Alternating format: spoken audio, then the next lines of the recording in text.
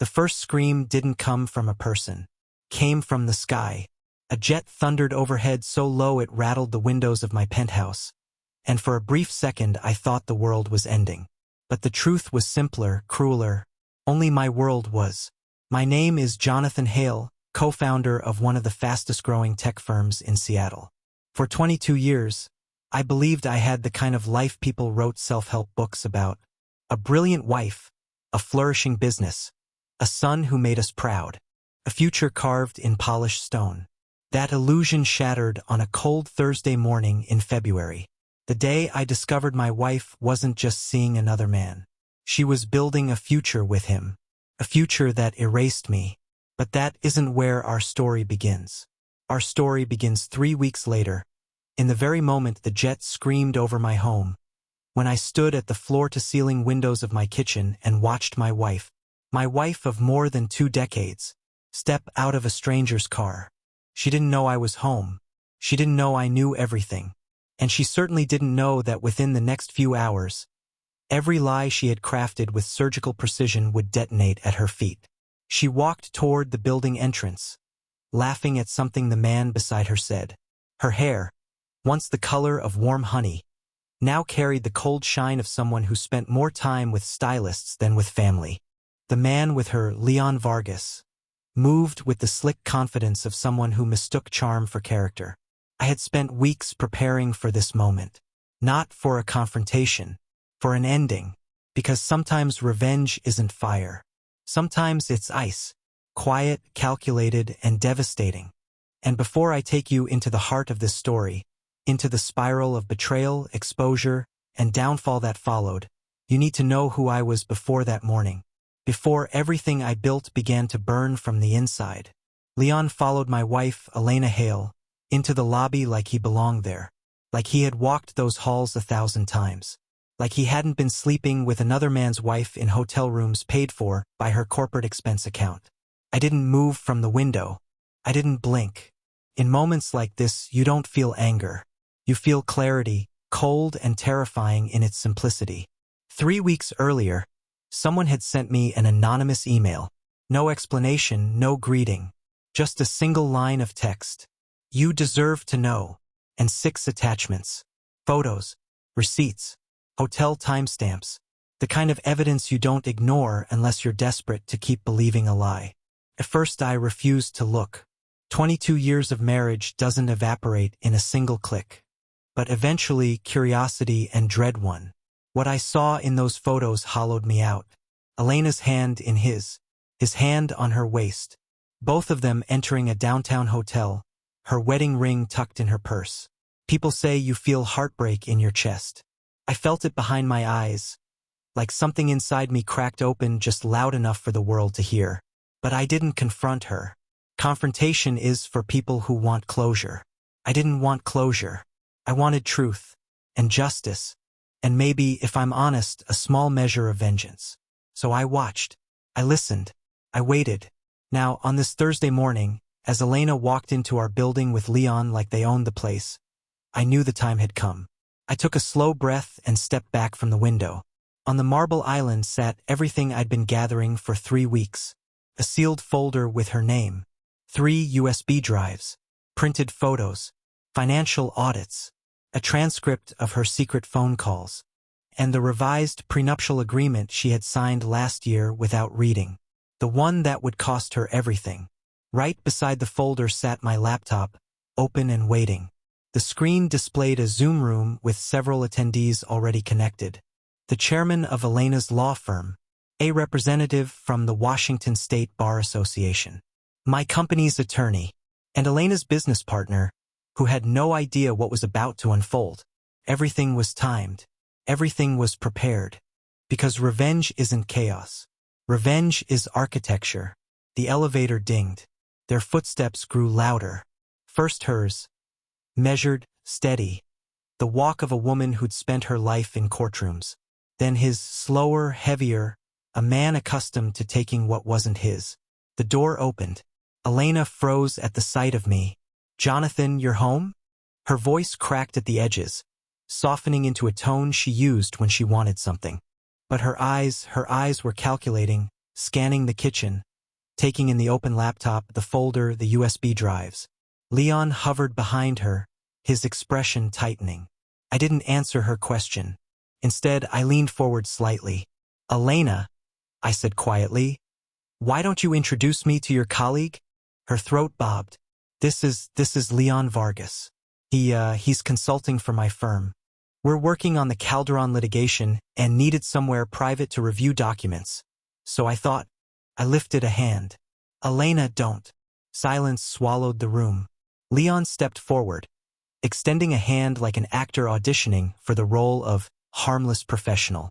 "Mr. Hale," he said smoothly, "it's an honor to finally meet you. Elena has told me so much about." "Elena hasn't told you that I already know," I interrupted. He paused. "Know what exactly?" I turned the laptop around. The Zoom call still open. 6 faces staring at them from the screen. Elena inhaled sharply. "Jonathan, what is this?"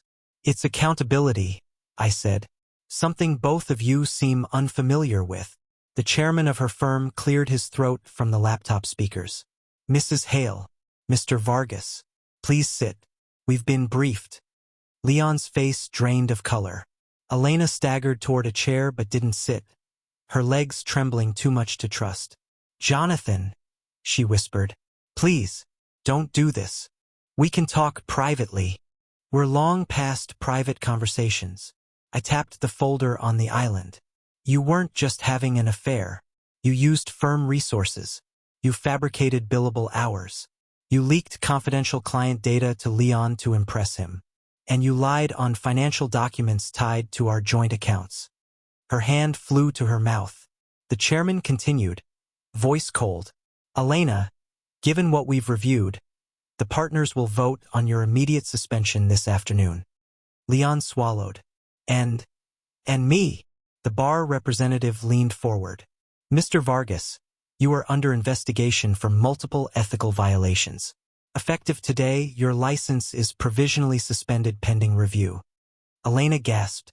Leon muttered a curse under his breath. I closed the folder, slow and deliberate. "This," I said quietly, "is only the beginning." Elena turned to me, tears in her eyes now. Not from remorse, but from the terror of losing everything she had built. "Jonathan, please, for 22 years I lied," I finished. She flinched, and then I delivered the line I had rehearsed for 3 weeks, the line that felt like a scalpel in my throat. "Today you'll learn that betrayal doesn't just end a marriage. It ends the version of you that thought you'd never be caught." I stepped aside and gestured to the laptop. "Sit, both of you. The next call starts in 2 minutes." Their downfall had only begun. The second Zoom window lit up before Elena could wipe the tears from her face. A stern man in his early 50s filled the screen, Samuel Price, senior investigator for the Securities and Exchange Commission. Not someone you ever want addressing you by name. "Mr. Hale," he said with a nod. "We're ready." Elena's head snapped toward me. "Jonathan, why is the SEC on this call?" I didn't answer her. Samuel adjusted his glasses, scanning the documents I had emailed him earlier that morning. "Mrs. Hale, Mr. Vargas, the commission has received evidence suggesting both of you might be involved in the unauthorized handling of confidential merger documents related to the Calderon acquisition." Leon swallowed hard. This must be a misunderstanding." "I never." Samuel cut him off without blinking. "Mr. Vargas, the call logs between you and Mrs. Hale, the metadata from the files you accessed, and the internal tracking data from her firm's network contradict your statement." Elena's knees buckled, and she sank into a chair. "Jonathan, please, what have you done?" "What you did," I corrected. Samuel continued, his tone unwavering. "In cases of suspected insider information leaks, we take immediate action. Both of you are now temporarily restricted from accessing any financial or legal databases until further review." Leon's voice cracked. "You can't. This will destroy my career." "It already has," Samuel replied. Then the screen went dark. Elena covered her face with both hands. Leon looked like a man staring at the wreckage of his own future. But we were only halfway. I clicked the next link. Another Zoom window opened. Marjorie Linton, co-founder of my tech company, the woman who built our business with me from the ground up. Her expression was a mix of anger and disappointment. "Jonathan?" she said sharply. "Is this them?" "It is." Marjorie leaned forward, her voice cold enough to drop the temperature in the room. "Elena, we've known each other for almost a decade. You hosted my wedding rehearsal dinner in your home. You sat beside me when my son was born. Why would you leak sensitive internal financial projections to an outside consultant?" Elena's shoulders shook. I didn't leak anything intentionally. You forwarded our pre-IPO documents to Leon," Marjorie snapped. "We tracked them. You jeopardized our company, our investors, our employees. All for what? Tension? Excitement?" Elena shook her head violently. No, that's not how it happened. Leon needed examples for a case. "Jonathan, tell her." "Jonathan, please." Marjorie ignored her. "At 4 p.m. our board will vote on whether to file civil charges. And Jonathan," she looked at me, "the recommendation for divorce asset division is ready whenever you want it." "Thank you," I said. The call ended. Silence again. Thick, suffocating, like the air before a storm. Leon finally found his voice. "You set us up," he whispered. "You orchestrated this." I tilted my head slightly. "You orchestrated this the moment you stepped into a hotel room with my wife." His jaw clenched. He tried to regain the charisma he relied on like a crutch, but it slipped from him now like wet paint. "You think you're the hero here?" he spat. "You're vindictive. I'm prepared," I replied calmly. "There's a difference." The elevator dinged again. Elena shot up from the chair. "Who else did you invite?" Before I could answer, the front door opened. My son, Michael, stepped inside, 20 years old, a university student who looked far too young to be dragged into this. He stared at his mother, then at Leon, then back at me. "Dad," he said quietly, "I got your message. You said I needed to hear something." Elena's face drained of all color. "No," she whispered. "Jonathan, not Michael. Please, don't bring him into." He stepped past her. "Mom, is it true?" His voice trembled. "Everything Dad told me?" Elena shook her head desperately. "Sweetheart, no. He's twisting things. He's trying to hurt me. Stop," I said sharply. Elena froze. I nodded to Michael. "Show her." He reached into his jacket and placed a small black phone on the counter. A burner phone. Hers. "We found this in the false panel under the bathroom sink," he said quietly. "Dad didn't even look for it." "I did." Elena's lips parted. "Michael, please." He stepped back from her. "You missed my winter recital," he whispered. "You told me you were stuck in a deposition. But you weren't. You were with him." Leon looked away. Michael continued, voice cracking. "I kept waiting for you to show up. Every time the door opened, I hoped it was you. But you didn't come. You never came." Elena reached out to him. "Baby, I made a mistake." He recoiled like her touch burned. "A mistake." His voice rose, trembling. "You destroyed our family for this guy?" He pointed at Leon. For the first time, Leon had no words. Elena collapsed into the chair, sobbing openly now, the weight of everything finally suffocating her. But we weren't done. Not yet. I opened one final video window. A familiar face appeared, Cassandra Vargas, Leon's wife. Her presence hit him like a punch to the throat. She looked composed, too composed. The kind of calm that forms when a person has cried until they're empty. "Leon," she said softly, "I filed the divorce papers this morning." His breath caught. "Cass, no. Wait, don't do this. Please." She continued as if he hadn't spoken. "The twins asked where you were last night. I didn't know what to tell them. So I said," her voice cracked, "I said you were working." She looked past him at Elena. "And you? I don't know why you thought my husband was the man worth burning your life for. He's not worth mine anymore." Leon covered his face with both hands. Cassandra's tone hardened. The alimony claim has been filed. And Leon, I'm keeping the house. And the twins. You can have the couch you slept on after each of your other affairs. Elena jerked her head up. Other affairs? Cassandra nodded. Yes, Jessica, Amanda, and at least one woman whose name he never bothered to learn. Elena stared at Leon in horror, real, raw horror. Tell me she's lying, she whispered. He didn't say a word. That silence broke something in her. The call ended. And just like that, the destruction was complete. Elena, Leon. Careers shattered. Marriages broken. Reputations ruined. All in under 2 hours. I closed the laptop. Get out, I said. Neither of them moved. Now. Leon grabbed his coat and practically ran out the door. Elena didn't move. She sat in the same chair, hands trembling violently, staring at the folder she knew held the final verdict of her life as she knew it. Jonathan, she whispered. Please, I'm begging you. Don't end this. Don't end us. I met her eyes. Elena, I said quietly. This ended the moment you chose him. She broke. Her sobbing filled the room, echoing off the marble countertops. But the sound didn't touch me. Not anymore. I turned to my son. Michael, come with me. He looked at her one last time. And then he followed me out, leaving Elena alone in the ruins she built with her own hands. The storm had come, and it had taken everything. When the door closed behind Michael and me, the hallway felt painfully quiet. The kind of quiet that follows an explosion. The moment when dust is still falling, and no one knows what will collapse next. We didn't speak until we reached the street. Michael leaned against the cold concrete wall of the building, his hands shaking. Dad, he whispered. Did it have to be this way? I exhaled slowly.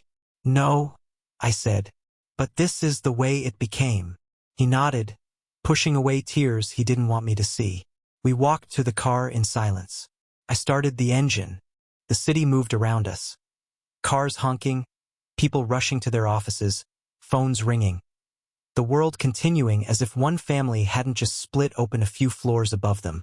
But that's the thing about betrayal. It's intimate, personal, invisible to everyone except those crushed beneath it. Michael stared out the window. I don't hate her, he said finally. I hate that she lied. I know. Mom used to tell me that people show their truth not when things are hard, but when they think no one is watching. I glanced at him. She stopped believing her own advice. We drove the rest of the way home in silence. Our home felt different now. When Elena's shoes weren't by the front door. When her perfume wasn't lingering in the hallway. When her laugh, which once filled the entire space, was replaced by echoes of nothing. I walked through the rooms one by one, as if seeing them for the first time. The living room where we celebrated birthdays. The hallway where Michael took his first steps. The kitchen table where Elena used to read case files. Glasses sliding down her nose at midnight. Memories existed here like ghosts. Some warm, some hollow, but they were mine, and I wasn't going to let them become poison. That afternoon, I packed the last remnants of her life into 2 cardboard boxes. Clothes, photos, books she loved but never finished. The scarf I bought her in Barcelona. And the wedding album she hadn't opened in years. As I sealed the boxes with tape, I felt no anger, no satisfaction, no triumph, only finality. The box cutter clicked shut like a door slamming on a chapter of my life I could never reopen. That evening, my phone buzzed. Elena. I let it ring once, twice, 3 times. I almost ended the call. But something in me, curiosity, maybe compassion, made me answer. Her voice was wrecked. Jonathan, please. I need to talk to you. I didn't say a word. Everything is gone, she whispered. My position, my clients, my reputation. Leon. Her breath hitched. He disappeared. He left the state. He didn't even say goodbye. She sobbed into the phone. I deserve this. I know I do. But Jonathan, I don't know who I am now. For the first time all day, something inside me shifted. Not forgiveness. Not pity. Recognition. Once, a long time ago, she had been someone I loved. Someone who dreamed with me, fought with me, built a life with me. But that woman was gone. Elena, I said softly, this is the consequence of choices. All of them, not just the affair. Her breath trembled. Can we meet? Please, one last time. No, I said. She sobbed harder. Then, can you at least tell me one thing? Are you going to hate me for the rest of your life? I leaned back, staring out the window at the city lights. No, I said quietly. I'm not going to hate you, but I'm done carrying you, and I'm done saving you from the results of what you did. She didn't respond for several seconds. Then her whisper came, fragile and desolate. I'm sorry. I ended the call. Some things don't need a reply. The divorce finalized 2 weeks later. Elena received nothing beyond what the prenuptial agreement allowed. A small stipend, 6 months of support, and the car she arrived with 22 years ago. I signed the documents in my lawyer's office. Marjorie was there, offering quiet support. Do you regret it? She asked. No, I said. I regret trusting someone who stopped trusting herself. She nodded. Then it's done. And just like that, it was. The end didn't arrive with a dramatic confrontation or a tearful apology. It arrived with a pen scratch on cold white paper. Sometimes the quietest endings are the loudest. In the months that followed, life slowly reconstructed itself. Michael stayed with me, splitting his time between school and home. We found our rhythm. 2 men rebuilding something broken with patience and honesty. Cassandra sent me a letter thanking me for exposing the truth before her children suffered more. She enclosed a photo of the twins. They looked happy. Leon never contacted her again. Last anyone heard, he was working as an unlicensed legal assistant in Nevada. Elena moved to a small apartment outside Portland. She sent one letter handwritten. I never opened it. Some stories don't need sequels. One warm June afternoon, Michael and I stood on a cliff overlooking the water. He had insisted we take a trip. Just the 2 of us. He tossed a small rock into the waves. Hey, Dad. Yeah. Do you think we'll ever be the same as before? I thought for a moment. No, I said. But we'll be better. He smiled faintly. Yeah, I think so too. A seaplane glided across the horizon, sunlight catching on its wings. The sound echoed across the water. Not a scream this time, but a hum. Peaceful, steady, hopeful.